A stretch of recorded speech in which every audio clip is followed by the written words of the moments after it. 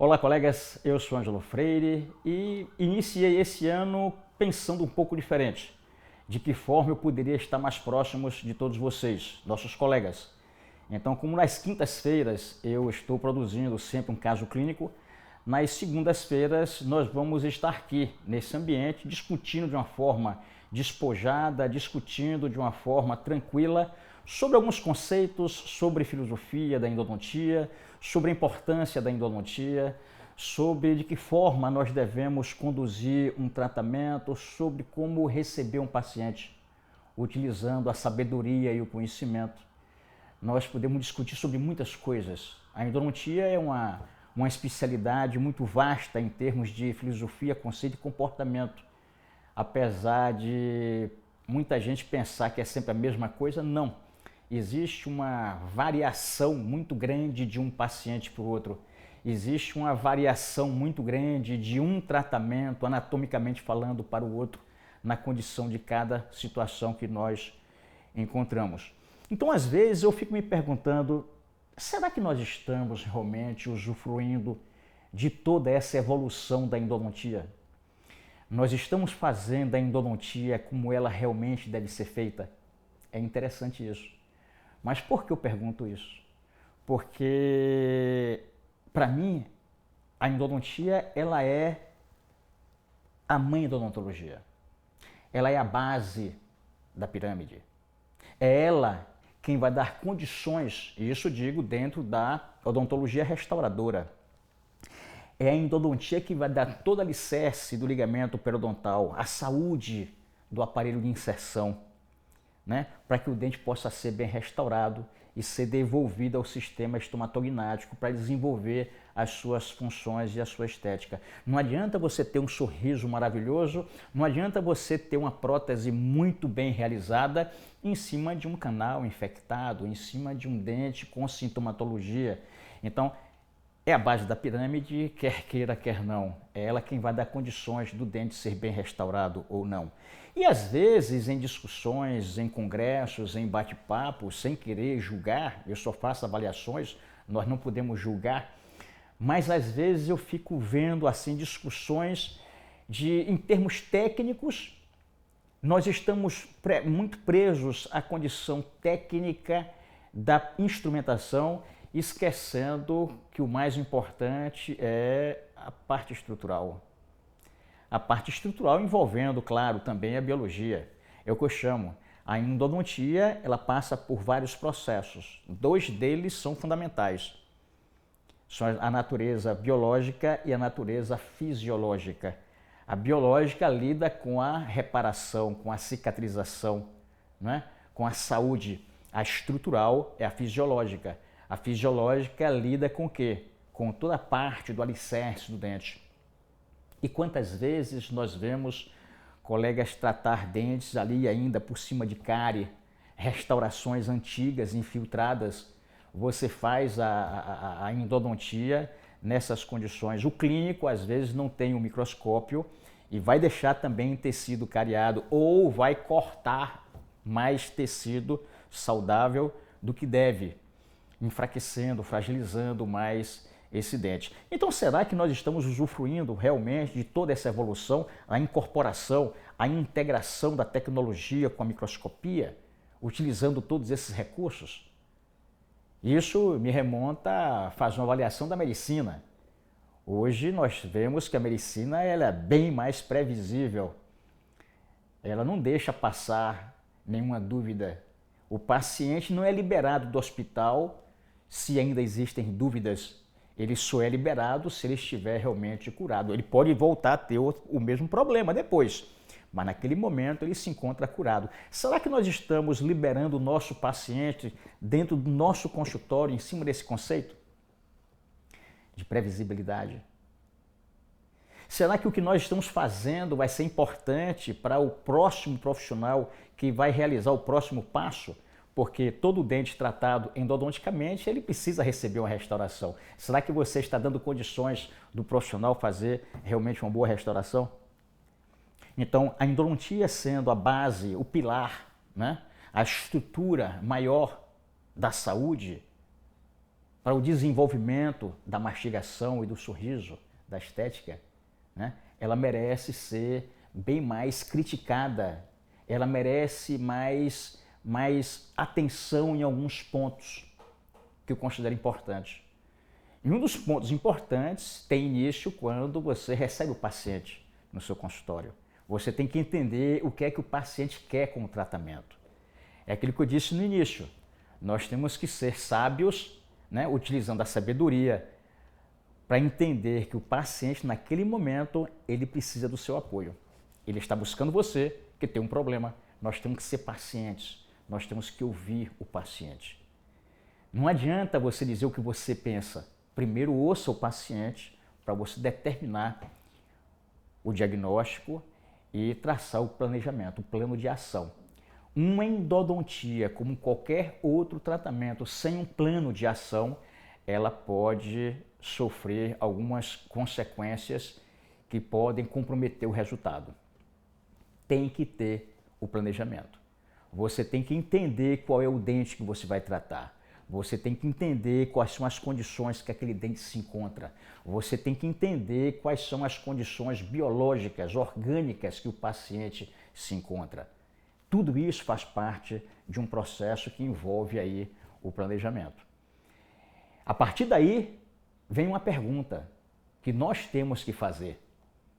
Será que eu estou preparado para resolver esse problema? Será que eu tenho condições de executar a técnica utilizando os recursos que eu tenho para solucionar o problema? Porque na endodontia nós sabemos que o resultado é a longo prazo. Se você quiser fazer uma emergência ou uma urgência, você vai parar a dor do paciente. É um trabalho urgente, necessita de uma atenção imediata. Mas e depois? Você passou a dor, e depois? E o tratamento em si? Será que eu tenho condições de fazer um tratamento em casos mais complexos, envolvendo estruturas fisiológicas e biológicas, para que esse dente possa se perpetuar a longo prazo? Às vezes eu me pergunto, olha, eu vou fazer um tratamento desse nível, o que é que o paciente vai lucrar com isso? Observe um risco que o profissional, o especialista da nossa área corre. Você faz uma endodontia complexa, esse dente ele vai receber um pino, vai receber uma coroa, não são coisas baratas, né? Uma coroa, ou vai fazer parte de uma reabilitação, e você tem que pensar, será que 2 anos passados, como é que esse dente vai estar? Será que o que nós estamos fazendo aqui é realmente o que tem que ser feito? Eu me faço sempre essa pergunta. Sempre que eu chego no consultório e faço um planejamento, eu penso no que esse tratamento vai representar daqui a 5, 10 anos. Claro que não existem garantias, evidentemente. Quando nós fazemos um tratamento, né, quando você mexe com a biologia, não tem a garantia. Existe, evidentemente, aquele patamar da previsibilidade, de você remover qualquer fator que possa interferir no sucesso do seu tratamento.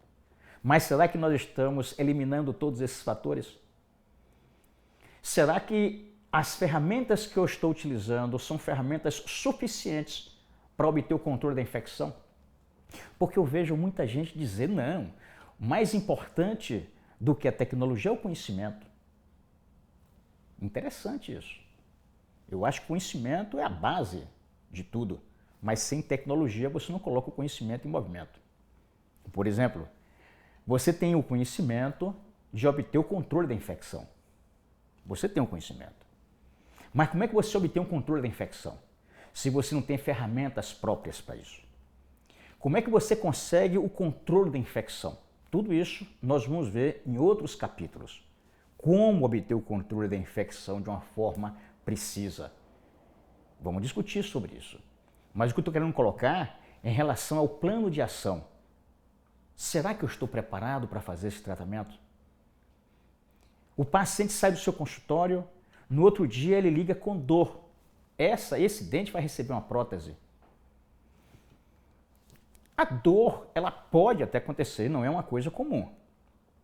Não é comum, ela pode acontecer. Se você passa um analgésico, essa dor tem que passar. Mas eu vejo sintomatologias mais persistentes. Esse dente não pode receber, não deve receber uma restauração até sanar o problema. Temos que avaliar, investigar onde é que está o problema. Será que nós estamos realmente executando todos os passos de uma forma harmônica? Será que quando eu faço a abertura de um dente, eu estou removendo toda aquela cárie? Quando eu começo a fazer a minha endodontia, a minha pesquisa de canais, será que não estou empurrando lá para o terço apical, para o periápice, bactérias? Por que é que eu faço a endodontia e o paciente continua com dor? Será que existe algum problema? Nós temos que pensar nisso. Pode acontecer? Pode. Mas não é certo.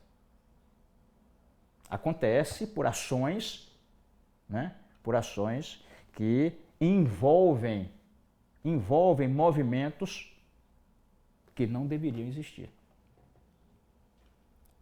Ao longo dos vídeos, ao longo desses nossos encontros, eu vou esclarecendo aos poucos como eu penso baseado na literatura. Não adianta eu dizer apenas o que eu penso.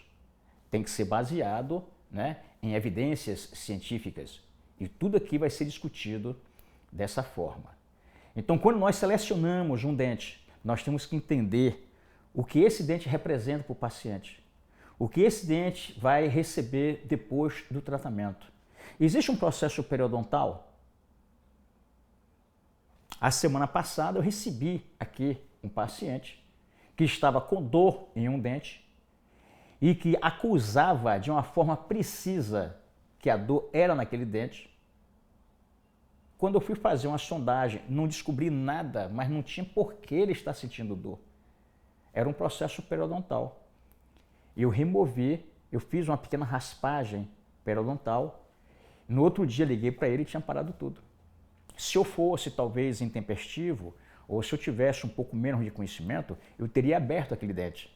Eu iria fazer a endodontia e o dente ia continuar doendo. Então são ações que nós temos que ter, baseado em quê? Planejamento. Como fazer um bom diagnóstico? Como nós vamos conduzir o tratamento do início ao final? Todos nós aprendemos, todas as faculdades ensinam os passos da endodontia. E é a partir daí que nós vamos conversando nos próximos vídeos. Mas que passos são esses? Nós temos que fazer um bom diagnóstico. Nós temos que fazer, olha a sequência, um bom diagnóstico. Depois nós devemos fazer uma boa anestesia. Depois devemos fazer uma boa abertura coronária. Dentro da boa abertura coronária existe um mundo de situações que eu vou apresentar para vocês. Dentes com cárie, dentes sem cárie, dentes rígidos, que são pouquíssimos, né? Dentes bem restaurados, dentes que parecem bem restaurados, mas têm infiltrações, que essas restaurações têm que ser removidas. A maioria não remove. Já é o primeiro erro. De que forma nós devemos fazer a exploração dos canais? Abrir o dente, nós temos que fazer a exploração dos canais, mas antes tem um passo importante, é a desinfecção, a toalete da cavidade, do assoalho e das embocaduras.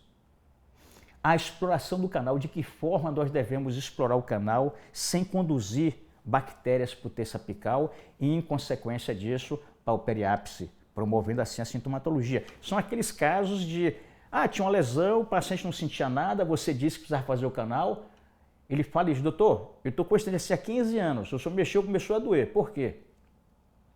Fatores iatrogênicos. Iatrogenia é aquilo que você leva para o paciente. É uma falha técnica, né?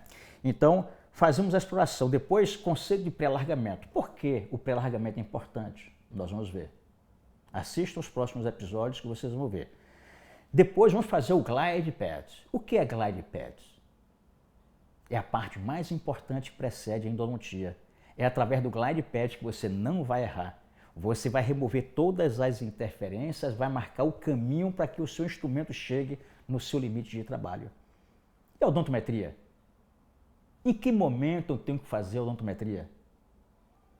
Vamos fazer o preparo do canal, mas qual é o meu limite de trabalho? É interessante isso, o nosso limite de trabalho. Não adianta você trabalhar com microscopia, não adianta você utilizar todas as ferramentas tecnológicas se o seu limite de trabalho é equivocado. Porque nós sabemos que a parte mais importante do canal é o forame. Mas por que o forame? Exatamente porque ele é que tem a comunicação, é a porta de comunicação entre o endodonto, que está contaminado, e o periápice. Se não tiver forame, não tem infecção.